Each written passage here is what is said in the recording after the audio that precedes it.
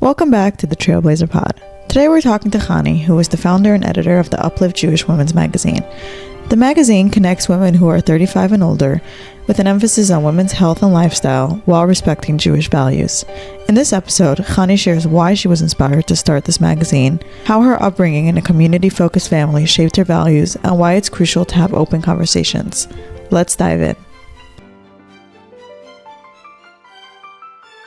Chani, welcome to the TrailBLAZER pod. As the founder of the Uplift magazine for Jewish women, I want to hear a little bit more about it. What is the mission of the Uplift magazine? The Uplift magazine is a woman-to-woman conversation. That's exactly what it is. And the mission is to be able to bring conversations that are sometimes not spoken about into the open. And we try to be very open, honest, but we try to make it very modest, but we always talk the truth. So we walk a very narrow to find path. Balance. Yeah. So when was this founded? Okay, so we founded this, I would say, 4 years ago. Okay. And it was really such an amalgamation of stuff. And that's really the story of the Uplift. So do you want me to just go into the story and tell you? Yes, because I know it's like in honor of your mother. So I want to hear a little bit more about that. But we can actually start. I want to hear about your childhood because I read a little bit about you. You have such an interesting story. So let's start from all the way in the beginning. Okay, so I'm born in America. Mm-hmm. I lived in Borough Park, Flatbush, and then we went to Israel. Then from Israel, we went to Manchester. So I have a nomadic life, I would say. Yes. I married a Brazilian. So, oh my gosh, wow. We've had a really quite an interesting background. But the most interesting part of my background, I would think, is my father was always involved in community life. So he was part of the Jewish organization in Borough Park. He was one of the founding members, actually. And he was always into the politics. I mean, you remember the cars. I don't know if they still do that, but the cars that ran around screaming for presidents. Of course. So my father was one of the first ones who did that. And my father was also, that was like just a side of him, because he was a rabbi. He had a kahila. He opened up the first Hasidic kahila in Flatbush. Wow. And so my life was always about community. That's all I ever knew. I mean, it was always, my parents. My mother was this extremely gorgeous looking woman. She was very she had unbelievable style. Everyone who looked at her just like, you know what I mean? You know something, even when she died on her deathbed, the nurses were coming in to see this person who looked so fantastic. It was amazing that she was able to live like that. Yeah. But she always made this impression. She went to the White House. She went to the king over here. Now he's king, but she went to the palace. And she always knew how to play both sides and still she was very, very frum. She was very Hasidish. But, I mean, she used to wear a hat on top of her sheitel. Really? And she went to the White House like that. And it was like... What was she doing at the White House? Just curious. How did she get there? My father opened up the House of Representatives, I think it was called. He gave a speech one day or something like that. He was very into the political life. It was just quite an amazing... We always saw just many interesting people. We always had this like really... So unique. Out there life, yeah. It's very not a common upbringing for a girl in Borough Park, I would say, right? Especially not a Hasidic from girl in Borough Park, definitely not. So you were talking about your mother and how interesting she had these like both sides to her. And I read she was like a fitness teacher, ballet teacher. Yeah, so my mom was a college teacher. My mom was a Rebbitzin. My mom was a mentor. My mom she was a psychoanalyst. She really was. She used to give, people used to tell her everything. But besides that, she was a Keep Fit teacher, and she did, I think, 120 students a week. And she would, go to these people's houses, and she became like a second mother to a lot of them, because she knew them from when they were young, and then they grew up with her. She'd been teaching them for like close to 30 years, some of them. So she was already teaching their children. It was like really amazing and when she died, these people were totally lost. Yeah. because this woman who was everything to them, and she really was. She was like a mother. It was. I can't express it enough because you know how you say, "Oh, she's my best friend." Oh, I feel so Yeah. bad. It wasn't true. She really, people really felt this way with her. It was unbelievable. Wow. It's so, Yeah. I love hearing about women like this because I think a lot of times we think we have to be on like one path, fit into one box, right? I mean, even me in college, it's like you pick a major and this is who you're supposed to be for the rest of your life. And to hear that we can be so many things at once and excel at all of them is just, I love Really did. hearing these stories. And what was amazing with her is she was actually a girl who grew up in a completely different house than what she became. How did she My grow up? grandfather was a survivor, Yeah. right? And my grandmother, actually, my grandmother was in America, lived in America for a short time, and she graduated cum laude. That's what you say? Yes, She Kamlad. Yes. top of the class, Yes. they had a very different upbringing than what Mm-hmm. she became. My mom married this man who was very flamboyant, very bigger than his voice. Just people who see him. I mean, we go shopping sometimes, and we'll be in the middle of I don't know what you have there, but in England, we would call it the middle of the traffic center, or middle of a big shopping mall. Mm-hmm. And I'll tell my father, wait for me, and then I'll come back afterwards. And I'll see him surrounded by the whole town. And I'm thinking, what are you doing? I just wanted to go Yeah. shopping. But that's Sounds like his nature. very, very charismatic. It sounds like both your parents are like that. Yeah, very. They were Yeah. very. I mean, my mom was her too. Yeah, Yeah. yeah. So obviously, I mean, these are your parents. How did this shape you individually? Mm, good question. I've been thinking about it. I guess it shaped me because I'm not scared of people. I'm not Mm-hmm. scared of people's backgrounds. That's Yeah. for sure. I mean, I could speak to anybody, and I know how to have the conversation with them on their level, and I don't expect anything from anybody. Yeah. I'm very natural, and I never feel like I'm putting on a show or anything. I mix with non-Jewish people. I mix with Jewish people. I mix with people who are from, people who are not from, Mm-hmm. and I'm fine with that. I accept each person for what they are, and that I really feel like I learned from my parents strongly. It was a That's very incredible. strong message in our background. My brother is a rabbi now, and he lives in Glasgow. Glasgow, Wow. yeah. So Glasgow is not your Yeah, no. Not normal religious yeah. place to live, and he's doing very, very well. And he's a chassid, and his kids are chassidim, and this, and he mixes it, and he's Mm. fine.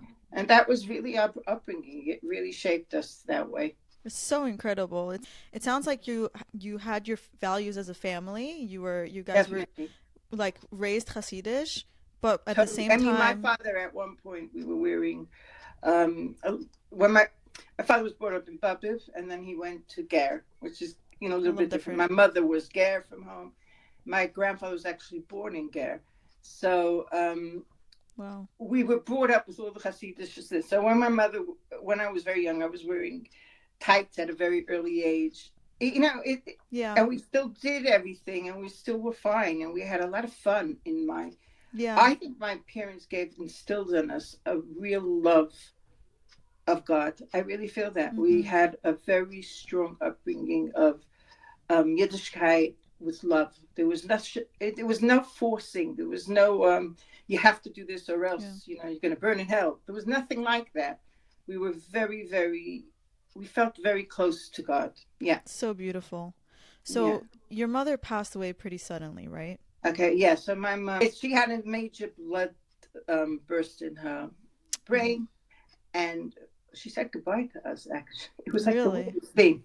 My Wow. mom was on the phone to my nephew, and she was talking to him, and then she says to him, "Oh, I'm in a rush. I have to go to my exercise class." And she turns around. My father was supposed to go to a shiur. She turns around to my father and she says, "Okay, goodbye. I have to go." And she fell down on the bed and she died. Wow. Oh, first That of all, was I'm her. sorry for your loss. Yeah. How old was she? She was 71. Wow. Sounds like though 71 sounds like though she was a lot younger, right? Like she it Yeah, sounds but I always say with my mom, her death, it was she couldn't anymore. How much could she give? She gave the whole world. She wow. gave everything to everybody. Yeah, Wow. and I think she went so well. I mean, she looked good. She felt she was happy in herself. I think that's the best Yeah. way. And she wasn't sick. You know, she was Yeah. on her way to Wow. exercise. So Wow. So this magazine, why did you choose to start this magazine as a way of okay, so honoring what her? happened was when she died, they started calling me and what are we going to do? There's no hiking. And in the beginning, I said, we'll get together once a month. We'll have a little talk. My father will give a bit of advice, and we'll try to get Mm-hmm. her feelings still going. I just felt that they needed something because they were so used to her coming. They've Yeah. been some of them, like I said, 30 years she didn't know them. Wow. And what happened was COVID started 2 months later, so there was no more of getting together anymore. Right. And then they really started having like, oh, what your mother would have known what to do. Your mother would have. So I said, let's open up a WhatsApp group. And we started just having very normal chats. And I always said, look, this is only for us, only for women. If you have anything you want to speak to, speak about it. Mm-hmm. Because we're here for each other. If I don't know, it's somebody else on the group. But then I started thinking that there was a lot of women who actually are not on social media at all. Yeah. And don't even have WhatsApp. WhatsApp was foreign to them. Yeah. And especially then. So I said, what are we going to do for them? Because they were really, a lot of them were my mother's clients. More than, she had a lot of Satmar girls. She had a lot of, Got it. yeah, Yeah. very Hasidic girls. From all walks of life. Yeah. Yeah, yeah. And I did, like I was thinking, so I turned around to my daughter and I said, you know what? I'll make a little magazine from whatever we talk about, and we'll just send it around a little like 2 by 4. I didn't think anything major. It Mm-hmm. wasn't in my head then. And my daughter happens to be a graphic artist. She really has a Wow. lot of, she's in America. She does a lot of work. And Amazing. she said to me, you're not doing that in my grandmother's name because my grandmother deserves the best. And that between my daughter and my son and my family, they all, and my nieces and everyone got together and they decided Mm-hmm. we're going to have a proper magazine. And the reason we chose that is because we wanted these conversations. Mm-hmm. We wanted women to feel that they could talk about the things that we were talking about. And not only that, we aimed it specifically for 35 and above. Because I always feel there's a lot out there at the moment for a woman who's has babies and has a Yeah. home. And Yeah. there's a lot for that, but there's not a lot for this age. And this age, we're going through so much change in our life. We're going through hormonal change. We're going through our children are leaving home. There's just so much going on. There's a sandwich generation. Some of us live with our elderly parents, and Yeah. plus that we have our grandchildren. It's like a really difficult age. And I felt very much that this is the age my mom would have spoken to very well. Yeah. And that's what it was all about. It's so beautiful. I love that you just, took it from something is missing now that your mother's gone and created something from it. I was going to ask you why there's such a focus on like loneliness and support like you write on the magazine, but you just answered my question. It sounds like your mother filled that for women, Yeah, void. She that was void for really women. like that. Yeah, and so Yeah, the magazine is kind of acting as kind of not in place because you can't take her place, but kind of in honor of her filling of that her. void. And I'll Yeah. tell you more. It's like you say, I can't take a place. I'm not like her in any way of the Really? imagination. I'm a different type of person, Mm-hmm. but I'm very good with words, and I'm very good with. I could explain things well. Yeah. So I said, I needed a way to stay connected. We were extremely close. My mother got married at 16, and she had me at 17. So Wow. we really grew up together. We Together. were really close. Yeah. So this was, in a way, it was my connection. That's And amazing. yeah, So, I'm curious if this magazine is like targeted at like Orthodox women only. Is it targeted for women from the all wider walks of life? community. Yeah. Okay, so when I started, like I Mm-hmm. said, it was going to be just for the Orthodox because they couldn't read. Yeah. Actually, my clientele is not at all that way. My clientele Really? ended up being not religious. I So have interesting. very, very wide range from all over. I Mm-hmm. even have non Jewish people reading it. Really? Yeah. And a lot of people who have read it say, oh, wow, it's so uplifting. And it's interesting because we chose the name Uplift. I was just gonna But when say. people explain it, is it's so uplifting, it Yeah. really makes, I know that I'm doing something. Mm-hmm. You know what I mean? Yeah. We've changed some of the stuff. So what we have changed is now we've gone completely online, which in the beginning we had Okay. these, you know, this was one of them. The physical It was like a, magazines. yeah, it was Yeah. a proper magazine, Yeah. and this was our first issue, which was like really small. Wow. That's amazing. And yeah, and now we went back to doing it online only, Mm-hmm. and we're also having an app, which is the middle of being put together. And the Very reason cool. we did that was, first of all, it was just so much money to put together the magazine, which was coming from more or less pockets that were not even available. So Yeah. that was one thing. But another thing was I found that I didn't think we would get far enough. You have to make thousands and thousands of copies. I mean, we were in LA, in Miami, Israel. We were all over Really? as a copy. Yeah. That's amazing. So now we went online.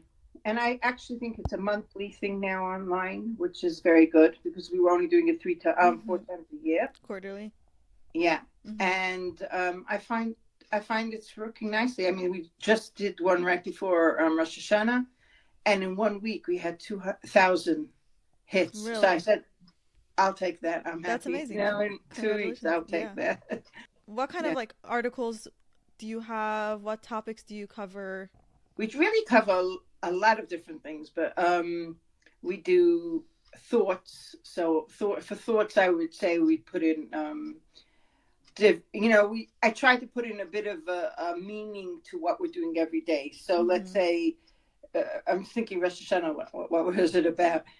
You know something? When I finish writing it, I totally put it out of my mind, and I'm on to the next one, and it's so difficult to remember. Yeah. But we have very good writers, and we have people who come from all over the world writing. Mm-hmm. This time we had an article about national. A lady called me up and she said she would love to write for the magazine. I said, send me in something. And I said, you know what? We're looking for somebody who travels a lot Mm-hmm. that could give me a little bit of insight into different places. And she gave me this whole thing about Nashville and how the Jewish community is growing there. And that was really interesting. And I found Wow. people like that. And then we have art. We have a very good artist, Elisa Martin, and she's from LA. And I actually went to LA and we made a whole Really? evening That's very cool. together. So what we did was we made a live magazine. So everything we were talking about in the magazine, we brought to this Wow. community. It was fantastic. What an It interesting really was. idea. That's Yeah, very, it was really good. yeah. Then we have the obvious like recipes, Mm-hmm. and then we also have besides that we have one section on health, and the health section is the one I'm always behind because that's my real aim of the magazine, Yeah. a Jewish woman's health. So actually, that was gonna be my next question. I'm seeing a Okay. lot on your Instagram, and you have a podcast as well, right? A lot of Yeah. conversations around menopause and women's health. Why is that something that is so important to you? Well, I actually had a really horrible menopause. Oh, That was okay. that Personal. was the Yeah. truth. Yeah. That's how it started. But I feel that that is a language that we don't speak. Mm-hmm.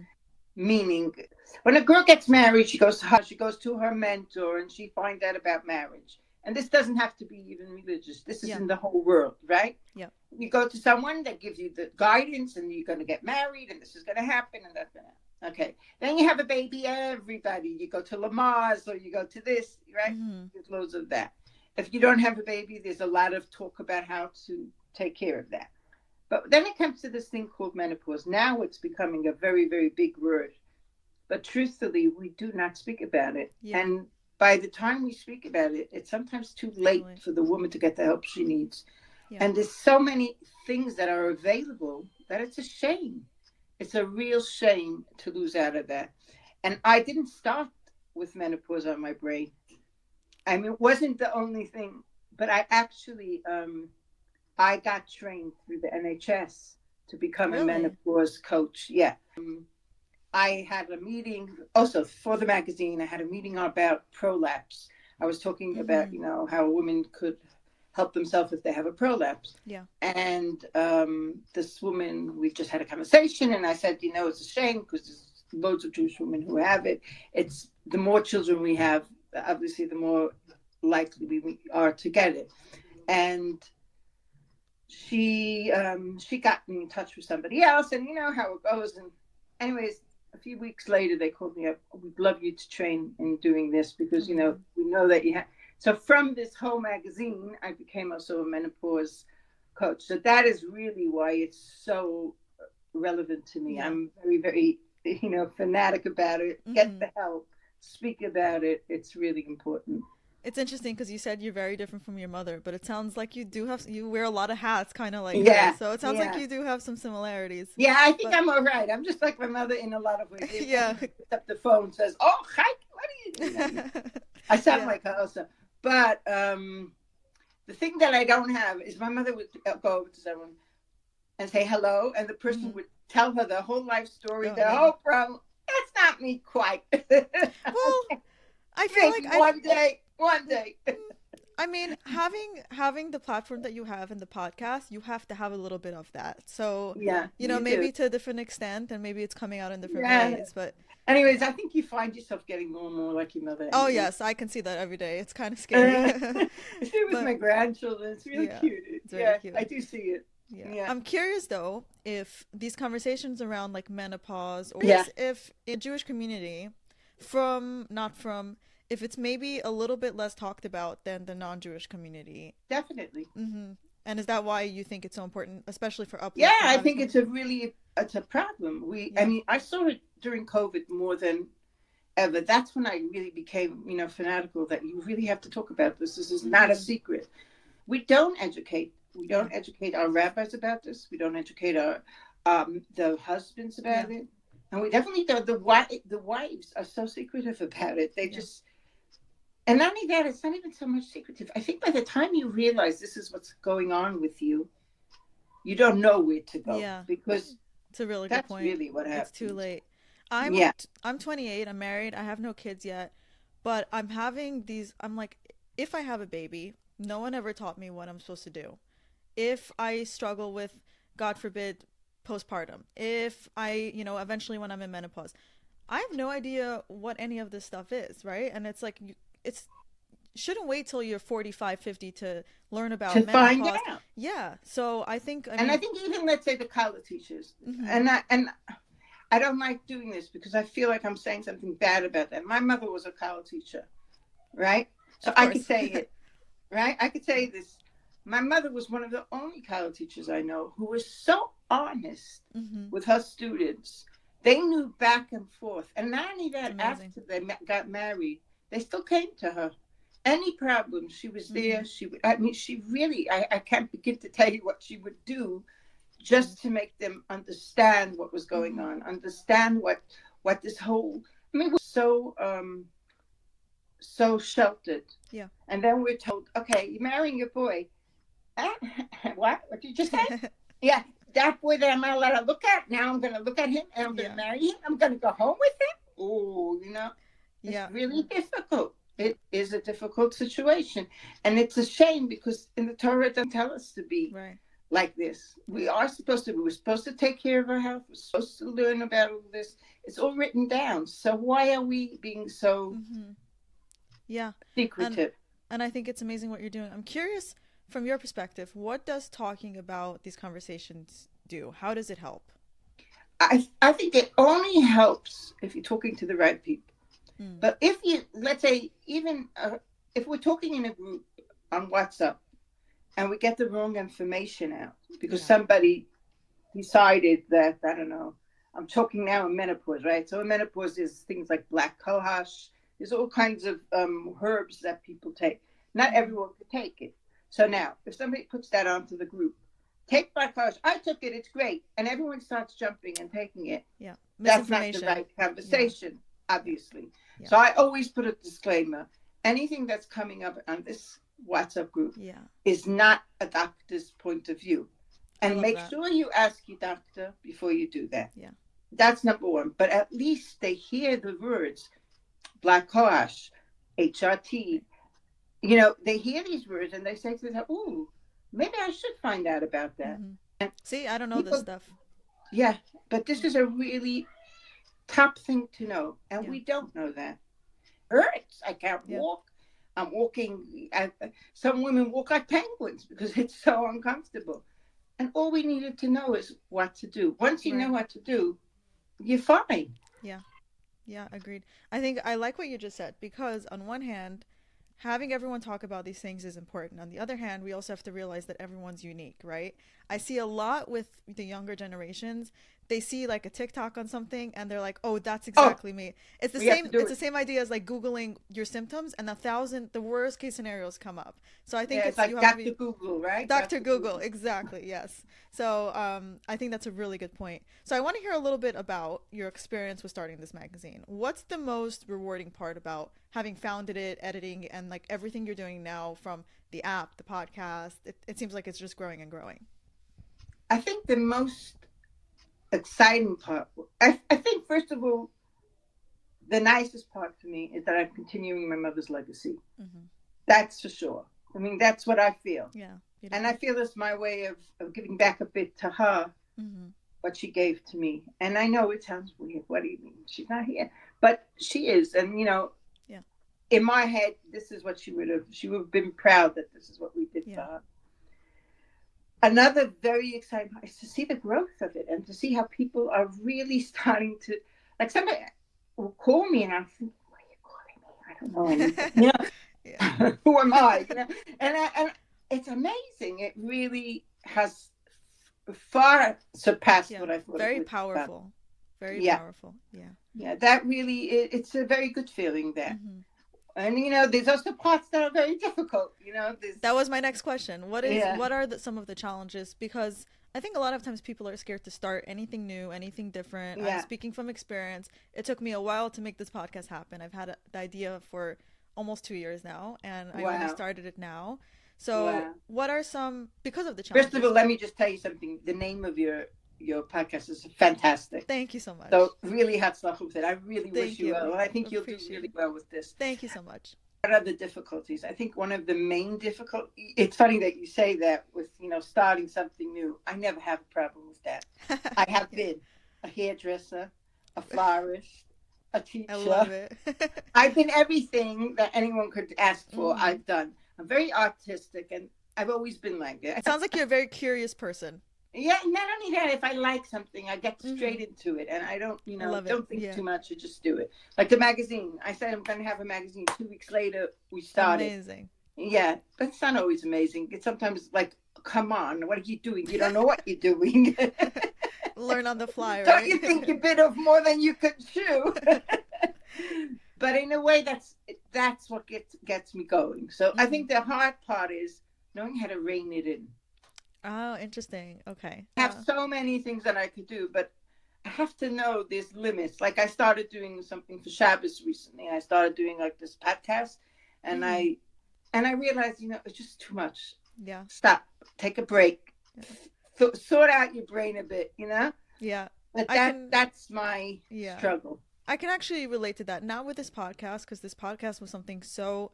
I haven't had Instagram for 5 years or so.